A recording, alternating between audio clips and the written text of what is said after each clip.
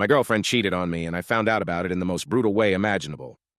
Asterisk, asterisk, red flag. #1 asterisk, asterisk. I get back home just around midnight after heading over to my sister's for a couple pints after the match. She texted me she'd be late and asked me to not stay up and that her friend, let's call her A, would drop her off. I stayed up anyway and texted A, who's their group's designated driver by the virtue of her sobriety, to drive safely. Imagine my surprise when A said my ex-girlfriend had left the crawl earlier and had informed her that she'd be taking a cab home, much against her girlfriend's protests. Her cab finally pulled up in front of our house at about 2 a.m.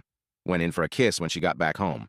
To my horror, she turned away and made her way to our bed and passed out. Never had she ever turned down a kiss from me up until at that point in time.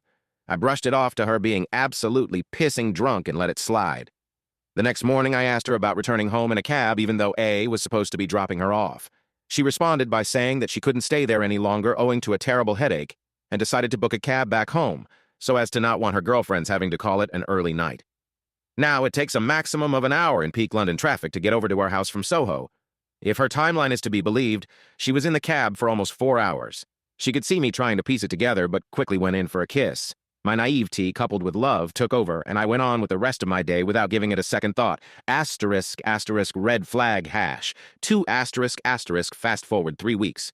I tried getting on her Instagram to delete a story featuring me in an embarrassing pose that she posted and teased me over. We have always known each other's social media logins and passwords to all devices. I tried logging into her Instagram by putting in her username and password to no avail. She got a notification and knew I tried to log in on her account, gave me a wry smile, and revealed she'd changed her password in anticipation of me trying to log in and deleting that story.